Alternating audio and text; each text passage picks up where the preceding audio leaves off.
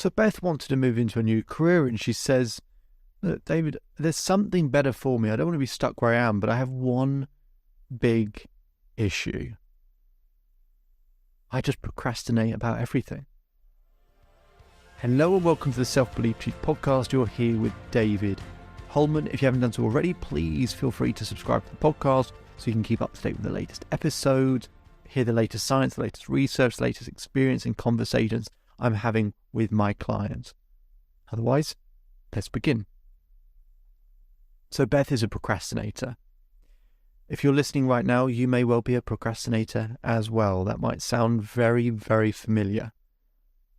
We all know what procrastination looks like. You just can't be bothered to get on with it. There's something that you feel like stops you. And Beth's going, I really don't understand why I'm procrastinating, because I want to move careers. I want to change. I want to do something different. I said, okay. Well, here's the key principle of procrastination. I said, Beth, if I asked you to meet me to go for a run at 3 a.m. in the morning, what would you say? She kind of goes, I'm not so sure I would do that. I said, okay.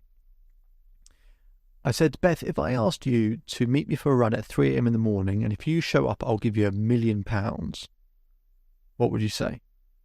She goes, oh, I'd absolutely be there. Of course I would. I said, so really, in many ways, procrastination is not a thing. It's just about how important it is to you. You say you want to change careers, but do you really want to change careers? Is it something that you feel like you need or have to do? If it's important enough, you'll find a way. You will find a way if it's important enough. And everything that's about, in terms of motivation and why we procrastinate is when we don't change, when we're not ready or willing to take action, we're associating more pain with taking action than not taking action. Even if it's just the effort to do something and to get up and drag yourself, and maybe your back hurts, and actually it's going to require a lot of time and a lot of effort, and I'm not sure if it's going to work. And it's a lot of pain compared to actually, it's less pain if I just stay here. I don't like where I am, but it's less pain.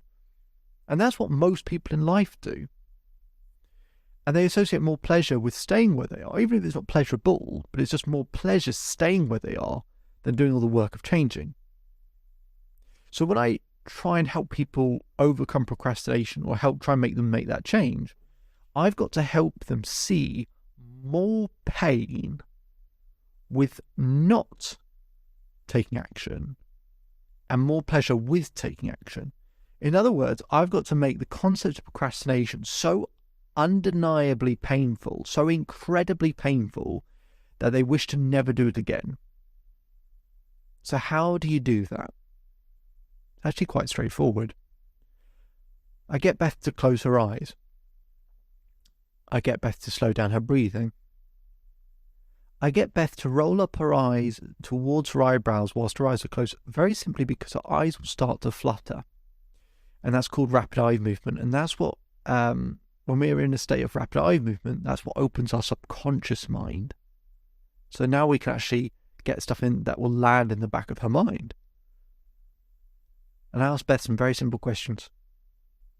She's in a deep subconscious state. I asked Beth, how's procrastination affected your relationships in the past? She goes, well, I didn't really put in enough effort. I could have done more. I think maybe people thought I was a bit lazy. Maybe it's caused a few breakups as well, if I didn't put enough effort in. I said, how's procrastination? How did it affect your finances in the past? She said, well, I could have probably had a few more pay rises, a few more promotions, if I could just get myself to work harder, to push myself more, to take more action. I could be in a much better position. But in the past, it's probably cost me money. I said, how has procrastination in the past affected your health? She said, well, because I feel stuck, my anxiety and stress increases. I feel more and more uncomfortable. It makes me take less and less action. I said, in the past, how has procrastination affected your social life? She said, oh, I turn up late to things, or just not turn up at all, or I'd put it off and I'd not see people and I'd let people down. I said, how has procrastination in the past affected your children? You said, maybe they've not seen the best of me. I said, feel all of that in your body. Notice where in the body you feel it. She says she feels it in her chest. She feels it in her stomach. I said, just live in that feeling for a minute. She's squirming ever so slightly. She's feeling uncomfortable, I can tell. And I ask her the same questions about the present. How are your relationships being affected in the present by your procrastination? How's your health being affected in the present? How's your finance and your career being affected in the present? Your social life, your children, how are they being affected in the present? So she answers those same questions and she's stacking it and stacking it and stacking. And she's squirming more because she's getting more and more uncomfortable. It's in the body. When you start stacking all of that past and all that present and all the consequences of all of that in one moment, it starts to get incredibly uncomfortable. And then we do exactly the same in the future. How's your procrastination going to affect your career and finances in the future? She said, David, I might lose my job. The job I don't even want, I might lose it and not be able to get a better one. I said, how will that affect your children in the future? She said, I don't have money for them. She said, I would be letting them down. I said, Mum, why can't you help? I said, how would it affect your health? She said, I'd take such little action, I'd probably stop exercising. My fitness would get worse, my flexibility would get worse, therefore my mental health would be worse. I said, how would your mental health in the future being worse, how would that affect everything else? She says, it wouldn't do anything. It'd ruin all my relationships. It'd ruin everything. So feel it all in the body. And then I get her to feel all of that stuff in the past, the present and the future all in one go. She's saying her stomach is starting to cramp, it's starting to hurt. It's starting to feel really uncomfortable because she can feel it all deeply in a subconscious state. The discomfort.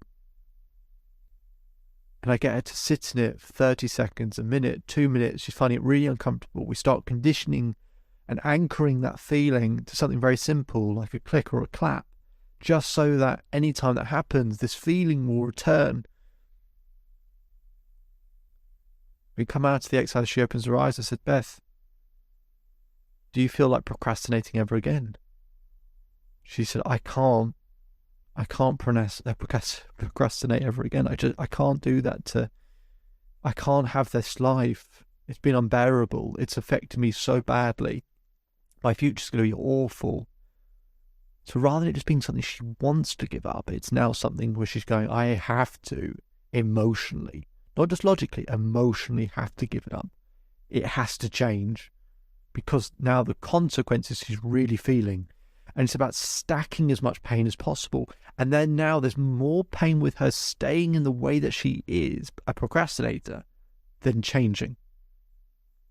Now she's willing to start taking action because the alternative is too painful. And that is by creating enough leverage.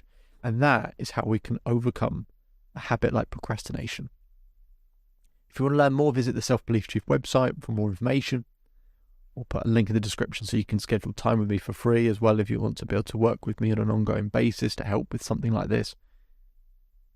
My name is David Holman. If you change today, today will change your life. So enjoy the rest of your day.